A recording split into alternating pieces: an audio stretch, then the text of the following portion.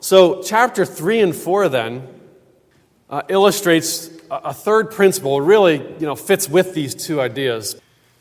Then Naomi, her mother-in-law, said to her, "My daughter, shall I not seek security for you?"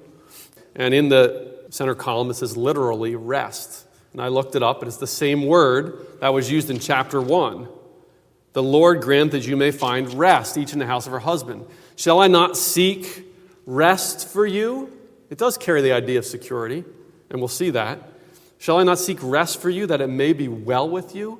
And so Naomi initiates this process of relating Ruth and Boaz in marriage. Shall I not seek rest for you? So a husband, a man, a strong man, who proves himself a man and acts like a man, has this effect on people, is that he brings rest. He brings rest. Now, particularly a husband should do that for his wife, according to these verses, right? A husband should do that for his wife. Brings rest to the situation. And we're not going to look at all the details there, but look at verse 9 of chapter 3. And he said, Ruth was laying at his feet, he said, "Who are you?" So she said, "I am Ruth, your maidservant." Notice this verse. "Take your maidservant under your wing, for you are a close relative." So she was communicating from Naomi that you're a redeemer, you're a close relative to us. Naomi, through Ruth, is asking that he would redeem. Take your maidservant, notice it, under your wing. Now look back at chapter 2 and what Boaz had said, chapter 2 and verse 12. He said to Ruth, "The Lord repay your work and a full reward be given you by the Lord God of heaven, Jehovah Elohim of Israel." I said of heaven, sorry. The Lord God of Israel, Jehovah Elohim of Israel. God is an awesome God. And she had come, he says, to be under whose wings you have come for refuge. She had come to be under the wings of the Lord God. How does the Lord God spread his wing over Ruth? And we get the idea of protection there, don't we? Of security, of rest. Well, it's by Boaz taking her under his wing. That's beautiful. What a great challenge. What a great privilege, husbands. That the Lord God, who has infinite resources, who has wings that can really protect, that he would choose to use men to provide that protection and provision and safety and security and rest for a woman who I'd get married to. That's God's picture of marriage. Isn't it? It'd be great. I mean, you think about other scriptures that talk about it. Husbands, love your wives as Christ loved the church and gave himself for her. Gave himself for her. He spread his wing over us, didn't he? And we're safe, and we're at peace, and we have rest, because he's handled everything. Well, that's what the text is going to go on to say. Look at the end. We read the verse where he says, "Don't fear, I'll do for you all that you request," verse 11. Look at verse 12. Boaz says, "Now it is true that I am a close relative." You're accurate about that. However, there is a relative closer than I. Now, what is that? If we're going to try to boil it down, because we don't have this kinsman redeemer kind of situation and redeeming inheritance too often, I don't think, in our society. But what is going on there? Here there is a need, there is a relationship, but there's a problem.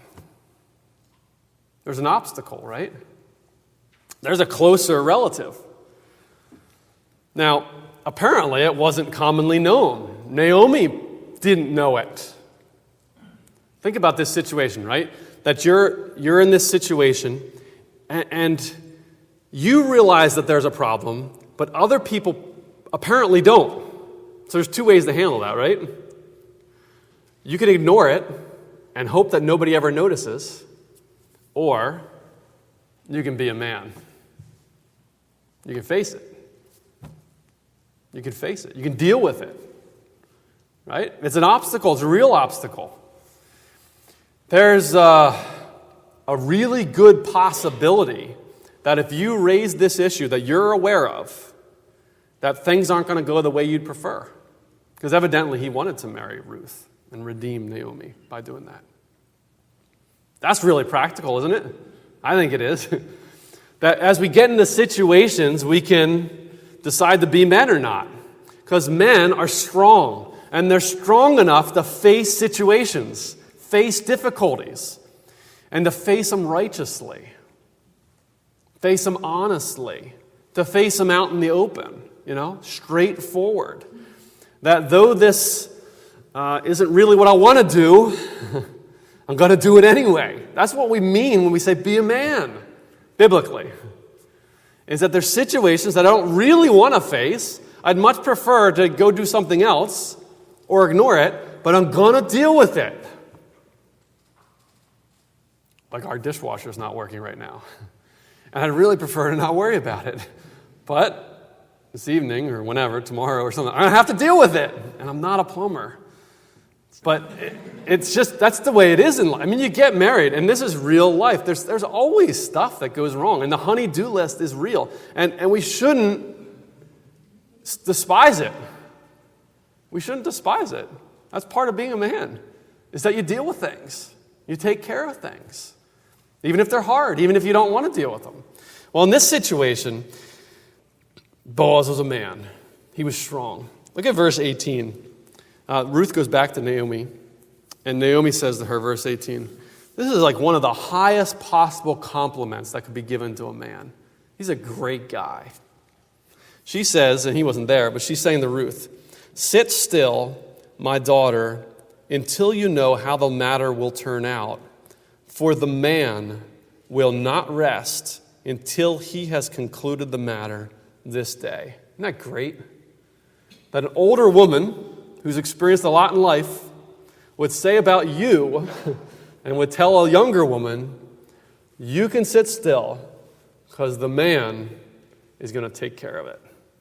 He will not rest until he's concluded the matter this day. That's great attributes, isn't it? You can rest because he won't. You can rest because he won't. And he's going to see it through. He's going to take care of everything. He's going to conclude the matter. That's being a man. You see things through. You don't do it halfway. You don't do it 3/4. And when it gets kind of difficult, you bail out, jump overboard. He's going to see it through. He's going to conclude the matter. He's going to deal with whatever needs to be dealt with. Naomi had full confidence in Boaz that he would. And he's going to deal with it now, this day. He won't rest until he's concluded the matter this day. So he deals with matters righteously and diligently. Diligently, right? He gets on it, as we say. He deals with it diligently. Now, chapter 4, Boaz goes to the gate, calls aside the elders, says, hey, sit down here, calls aside this close relative to sit down here. I have something to talk about. Now, this is the unmodern movie, right? Maiden in distress, and the hero comes on the scene. This is not that at all. Now, he is a hero, but it's very different, right? He doesn't come blasting in with guns. He doesn't, come in with his karate. I was young once too, I thought Karate Kid, that's just the best thing. I'm going to show him a man. That's not it at all. In fact, this is the stuff that men don't really want to deal with. I mean, you'd much rather get in a fight, beat somebody up, and everybody think you're great because of it.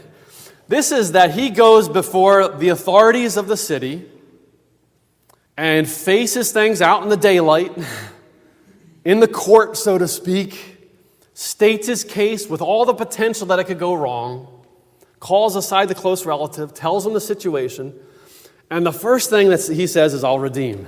And it's like his heart sinks. No. That wasn't the right answer. But he informs them of the whole package. It's not just a question of redeeming Naomi. You have to marry Ruth if you're going to do that. And so the close relative says, I can't do that.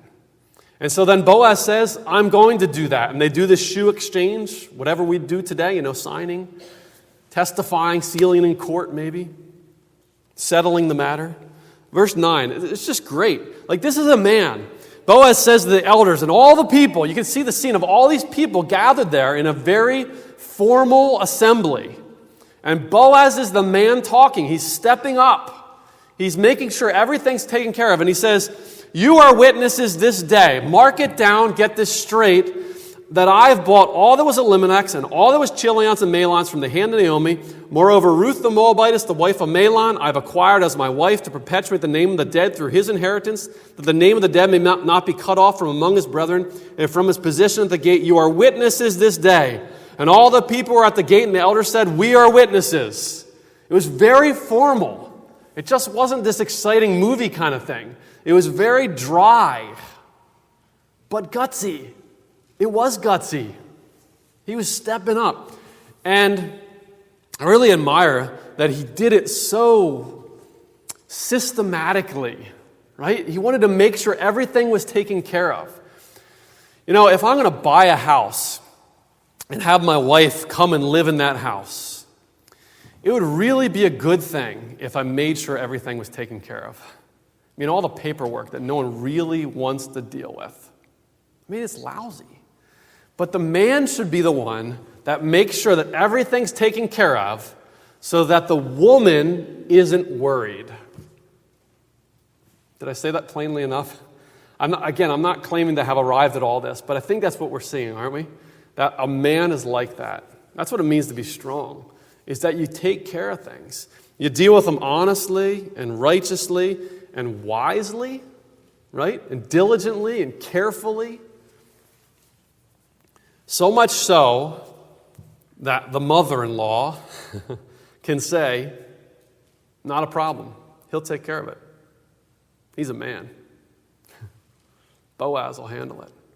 So the way that I try to summarize that, again, just in a few words, because it does help to remember things, is that when we think about a godly man, a strong man, think about he honors God, he blesses others, and he inspires confidence.